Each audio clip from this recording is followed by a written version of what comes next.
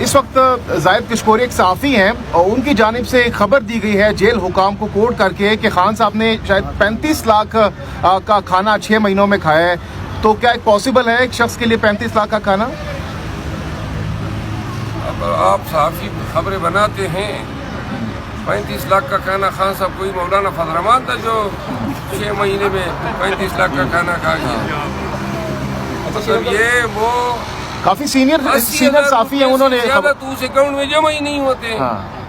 اور اگر محترم نے کوئی ایسا دعویٰ کیا ہے، زاہد کشکوری صاحب کافی سینئر صحافی ہیں. جب میں اب اس سوال کا جواب تب دوں گا جب میں یہ معلوم کر لوں کہ 6 مہینے میں ہم نے کتنے پیسے خان کے لیے جمع کیے ہیں اور جیل حکام سے باقاعدہ ویریفائی کر کے پھر میڈیا کو جواب دوں گا. لیکن یہ بہرحال 35 لاکھ خان صاحب جیسے کفایت سوار آدمی سے یہ توقع کرنا کہ 35 لاکھ اور پھر ان کا کھانا کیا ہوتا ہے؟ دہی ان کو پسند ہے، دہی وہ کھاتے ہیں، سبزیاں ہیں اور گوشت. تو یہ اس میں 35 لاکھ روپے کہاں سے؟ اچھا، خان صاحب نے مروت صاحب یہ بھی کہا ہے کہ 5 ماہ تک میں جیل کے اندر رہنے کے لیے تیار ہوں، میں مینٹلی اس وقت پریپیئر ہوں. تو 5 ماہ کے بعد ایسا کیا ہوگا جس کے بعد خان صاحب کہہ رہے ہیں کہ حکومت ختم ہو جائے گی؟ میرا خیال ہے کہ ہم سمجھتے ہیں کہ حکومت کے خاتمے کے دن بہت قریب ہے اور ہمیں علم ہے. مروت صاحب کس بنیاد پر یہ بات کر رہے ہیں آپ؟ دیکھیے، میں ذاتی طور پہ سمجھتا ہوں، کل آپ نے وزیر اعظم ڈیفیکٹو وزیر اعظم کا بیان سنا ہوگا. جی، قوم جو ہے کٹن اور مشکل فیصلوں کے لیے تیار ہو جائے. اور مطلب یہ ہے کہ ان کی لاٹھی پھر قوم کی ننگی پیٹھ پہ پڑنے والی ہے.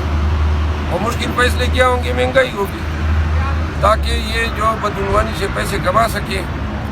وہ پیسے کہاں سے آئیں گے جب تک قوم کی کال نہیں اتاریں گے؟ 16 ماہ میں اپنے دور حکومت نے یہی کیا. تو کل جو ڈیفیکٹو وزیر اعظم نے بیان دیا ہے، اب آپ دیکھیں گے نیپرا نے اجلاس بلا لیا ہے، بجلی کی قیمتیں بڑھنے والی ہیں. آلریڈی غریب عوام کے دسترس سے باہر ہیں بجلی کا اصول. پھر گیس جو ہیں وہ آلریڈی 2 ماہ میں ڈبل ہو چکا ہے. جون کے آنے تک 2 چیزیں ہوں گی. ایک تو بلبلاتی ہوئی عوام ہوگی، پریشانی ہوگی مہنگائی سے اور بدامنی سے. اور دوسری جو ہے جو بائیڈن کی حکومت جو ہے وہ چونکہ بادی نظر میں لگ رہا ہے کہ جا رہی ہے، اور ان کی حکومت جو بھی صدر پاکستان دنیا بھر میں یہی ایک طریقہ ہے کہ 2-3 ماہ جب رہ جاتے ہیں تو عملاً اقتدار کا سورج غروب ہو جاتا ہے اور بیوروکریسی اور اسٹیبلشمنٹ پھر ہر ملک کی اپنی کر رہی ہوتی ہے. تو لہٰذا ہمارا خیال یہ ہے کہ جون کے بعد جو بائیڈن کا جو اثر ہوگا وہ زائل ہونا شروع. یعنی مروت صاحب ہم یہ کہہ سکتے ہیں کہ خان صاحب کی رہائی ٹرمپ کے صدر بننے سے مشروط ہے؟ خان صاحب کی رہائی جو ہے نا بنیادی طور پہ مشروط ہے پاکستانیوں کے احتجاج کے عمل میں شرکت سے. 30 مارچ کو جتنے پاکستانی زیادہ نکلیں گے اتنا ہی خان کی رہائی کا اور مینڈیٹ کی ریکوری کا کیس ہمارا مضبوط ہوگا. تو میں تمام پاکستانیوں کو کہنا چاہتا ہوں 30 مارچ کو ایسے نکلو، بگولوں کی طرح نکلو، ایسے نکلو جیسے جنونی نکلتے ہیں، ایسے نکلو جس طرح پاکستانی نکلتے ہیں. اور 30 مارچ کو 10 بجے پی ٹی آئی کے جلسے میں شرکت کرو اور بتا دو ان کو کہ قوم نہ آپ کو اپنا مینڈیٹ جو ہے چھیننے دے گی اور نہ یہ قوم جو ہے آپ کے جرائم کو معاف کرے گی. جتنی باری تعداد میں پاکستانی آئیں گے، فیملیز آئیں گی، دنیا دیکھے گی انشاءاللہ 30 مارچ کو کہ پاکستانی جو ہے خان کے لیے اور اپنے مستقبل کے لیے نکلے ہیں. علی امین گنڈا پور صاحب نے ایک بیان دیا ہے رشوت کے حوالے سے کہ جو بندہ آپ سے رشوت مانگتا ہے آپ اس کے سر میں اینٹ دے ماریں، اور اگر کوئی پوچھے تو کہنا علی امین نے کہا تھا. کل ایک عورت نے جو ہے نا ایک وہ بے نظیر انکم سپورٹ کا بندہ تھا، اس کے سر میں شیشہ دے مارا اور سر پھٹ گیا. کل سے تصویر وائرل ہے. تو سر اگر کوئی اس سے بڑا نقصان یہ کہاں پہ انہوں نے مارا ہے سر؟ یہ سر سوشل میڈیا پہ تصویر وائرل ہوئی ہے سر. اس کے بعد اس کے اوپر یہ پروپیگنڈا کی. مروت صاحب ایڈ کر لیجئے گا، فیصل کریم کنڈی گزشتہ دنوں کہہ رہے تھے اگر علی امین گنڈا پور نے یہ بیان دیا ہے جب علی امین گنڈا پور رشوت لے گا تو اس کے سر میں اینٹ کون مارے گا؟ دیکھیں یہ اب ایسی سوالات ہیں کہ فلاں کے سر پہ کون اینٹ مارے گا. یہ چیف منسٹر صاحب کا یہ جو بیان ہے یہ ریٹوریکل ہے. یہ بیسیکلی رشوت خوروں کو وارن کر رہے ہیں کہ اگر آپ اس طرح کام کریں گے تو لوگ مشتعل بھی ہو سکتے ہیں. اس بیان کا مقصد یہی ہے. یہ تو پریکٹیکلی وہ تو نہیں ہے کہہ رہے ہیں کہ جی کوئی آئے تو آپ اینٹ اٹھائیں اور سر پہ مارنا شروع کر دیں.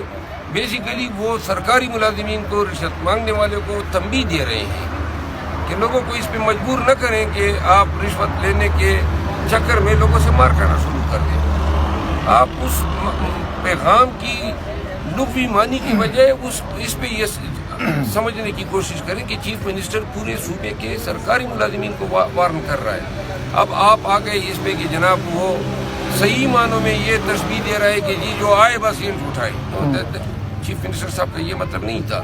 چیف منسٹر صاحب کا مطلب یہ ہے کہ تمام سرکاری ملازمین آگاہ رہے ہیں کہ اگر آپ نے اپنے فرائض کی انجام دہی کے دوران بے ایمانی کرنے کی کوشش کی، عوام کو تنگ کرنے کی کوشش کی، تو عوام کی طرف سے جو بھی رد عمل آئے گا، حکومت جو ہے پاکستان تحریک انصاف کی ایسے لوگوں کے شکایات کا ازالہ کرے. شاہزیب خانزادہ کے پروگرام میں کہا ہے کہ اگر چیف جسٹس قاضی فائز صاحب اس بینچ کا حصہ ہوں تو ہمیں کوئی اعتراض نہیں.